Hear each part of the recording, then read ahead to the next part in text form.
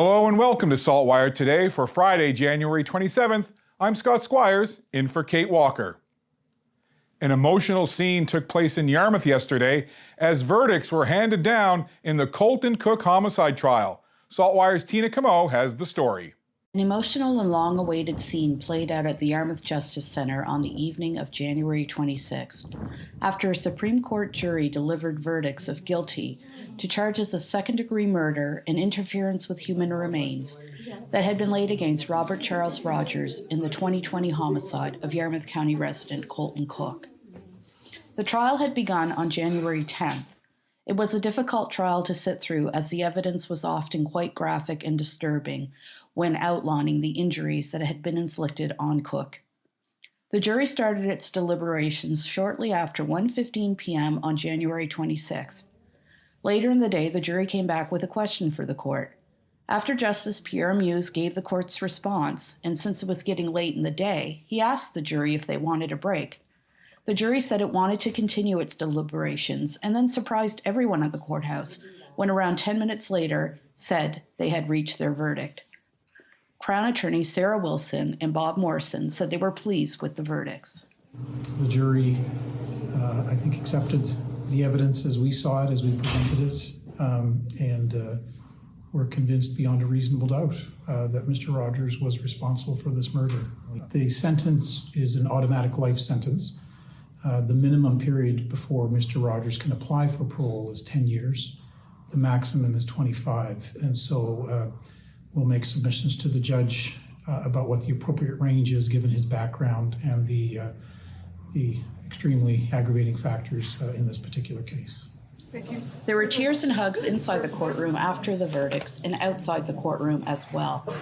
Robert Rogers will be sentenced on February 2nd. 2 other men have entered guilty pleas in this case. Keith Sisko Jr. will be sentenced to accessory after the fact to murder on February 3rd. Wayne Crawford will be sentenced on second-degree murder on May 30th. Colton Cook's mother, Stacey Cook, was very emotional as she described what the guilty verdicts in this trial meant to her and her family. It's a win for Colton. I know Colton's watching and you've been so hard. And you've talked about your fight is not over. It's not over. Even when these guys are all convicted in jail, I'm going to make sure that these laws have changed for the victims and for the time that's being served. It's got to change because these people just get out and do it again and again. Aside from justice, it had been hoped that this trial would provide answers. Why was Colton Cook killed? Sadly, these answers never came, adding more heartbreak to this truly senseless crime. This is Tina Camo, reporting for SaltWire Network in Yarmouth. Cape Breton University's largest union has gone on strike, which is affecting the majority of students there. In Halifax, full-time faculty at St. Mary's University recently gave their union one of the strongest strike mandates ever seen in maritime universities. Over 98% of those who voted said yes to strike action. As negotiations between the union and senior administration have reached a deadlock, next month the faculty will be in a legal strike situation, which has the Halifax University on the brink of its first strike in the history of the school. A Berwick woman says she's gone through several emotions after discovering that thieves made off with about $700 worth of oil from her home last weekend. Alexandra Chapman woke up the morning of January 21st and headed to her daughter's house for a visit that afternoon. She didn't turn up the furnace before leaving, and when she returned home, the furnace didn't kick in. She discovered her tank had been drained. Sled tracks and footprints were outside her home, leading from the outside basement entrance to the road in front of her South Street house, and then to the rail trail where tracks used to run from Halifax to Yarmouth. Then I had to get the furnace guy in to fix the furnace, which was around $250, and had to put more oil in my tank. I only put 300 in for now, and I'm supposed to get some from one of the churches, another 300. So hopefully that will hold me over. Since January 1st, RCMP say they've gotten calls about 2 oil thefts in the town and 1 call about gas being stolen from vehicles near Chapman's house. With the Canada Winter Games in Prince Edward Island less than a month away, mild temperatures and lack of snow have been a concern for organizers. SaltWire's Dave Stewart has more on the snow plans for PEI. It doesn't look busy right now, but in less than a month, these slopes will be full of Canada Games athletes looking to make their dreams come true. It's been a challenging winter for officials at the Mark Arends Provincial Ski Park at Brookvale. A milder than normal winter has meant the park has had to rely almost solely on its snowmaking machine. Aaron Curley, who runs the park, said they are starting to make some inroads. 4 alpine ski runs have snow, and attention is now turning to the cross-country trails. The Canada Games official in charge of venue said the snowmaking machine is one of the contingency plans they've been relying on. We have not been blessed with a kind winter. It's been very mild all fall and early in the winter here. We haven't had any significant amount of natural snow. So we're having to kind of rely on the man-made snow that the venues can produce at Brookvale. They do have a surprising amount of snow out there now at the Alpine venue.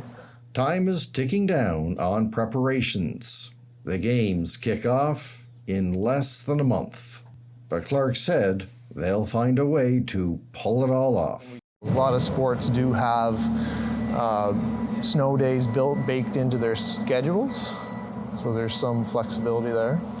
Despite the rather mild weather over the past number of weeks, the Canada Games organizers say the long-range forecast is looking promising. This liquid gold means everything to the organizers, not that mild weather that we've been having. Needless to say, Games organizers are confident that all the medals for all the sports will be handed out. Reporting in Charlottetown for SaltWire Network, I'm Dave Stewart. This month, SaltWire's resident foodie and sommelier is exploring the flavors of the Mediterranean. Let's see what wine Mark has for us this week. This month in my Wine and Dine videos, I'm focusing on the flavors of the Mediterranean. And some of my favorite Mediterranean cuisine isn't from Europe, it's from North Africa. You know, I love the cuisine of Morocco. It's rich in exotic flavors with things like saffron, cinnamon, citrus, dates, olives, and raisins, all contributing to this amazing tapestry of flavors that comes through in Moroccan culinary traditions. You know, when it comes to pairing the seafood and chicken dishes of Morocco, my favorite pairing is Viognier. So Viognier is a French grape from the Rhone Valley, but now it's grown throughout France's long Mediterranean coastline. Why do I like it? It's rich, it's fragrant, but not sweet, you know? It can be full-bodied, lots of fruit flavors, but still fresh and dry. And when it comes to pairing with Moroccan cuisine, when you have those things like saffron and cinnamon, you need a wine that's fragrant, full-bodied, but fresh. And so a good one to go for, widely available, is the Palmas, you know, from Languedoc-Roussillon area, and broadly in an area called the Pays d'Oc.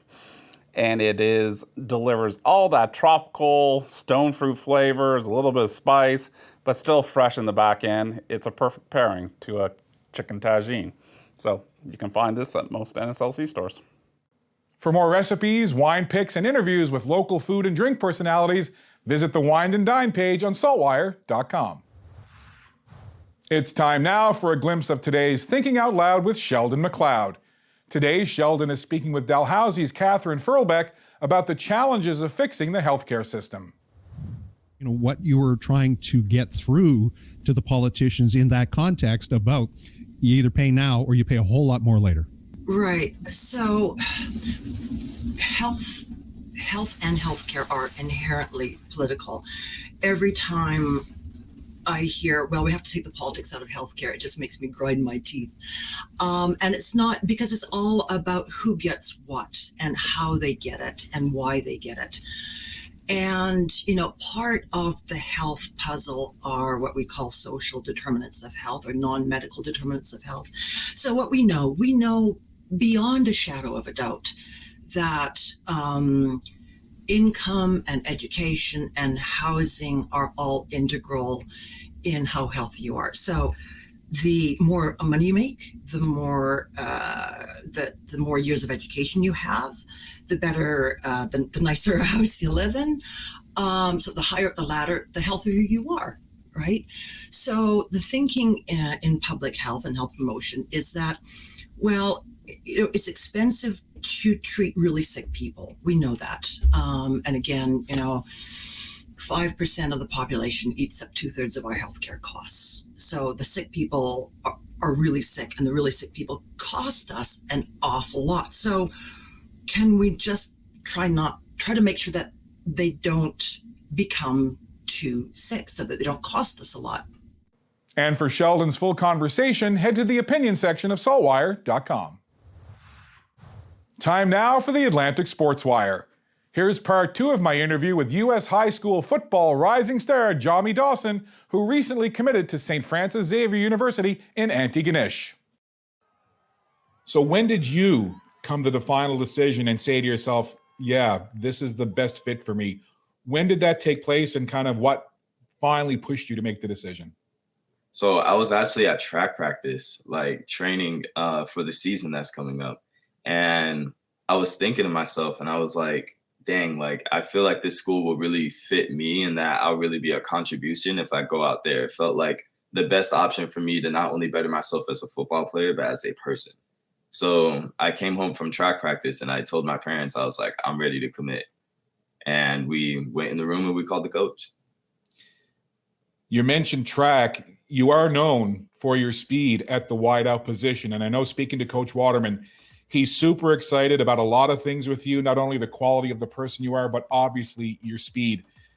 What do you run in track, and how does that help you on your football side of things?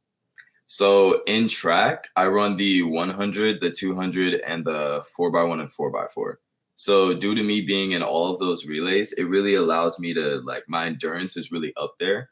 And not only that, but me being fast and be able to, like, turn on that turn for the 200, because the 200 is my main thing. I run a 22 in it. So that really helps me out there on the football field as well with, like, form and everything. Coach Waterman and the St. FX football staff are excited about Jami's signing. Now, to see what's coming up in the forecast, we're going to check in with our weather specialist, Alistair Alders.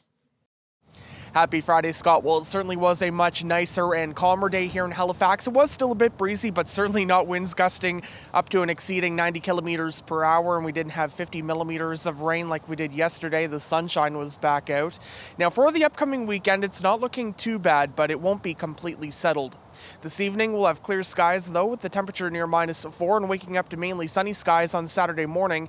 Now, the temperature will be near -9 inland, but -5 along the coast. Into the afternoon, though, it's going to be mild up to 4 degrees with mainly cloudy skies. I do think the sun will try to peek through or be in the mix at times.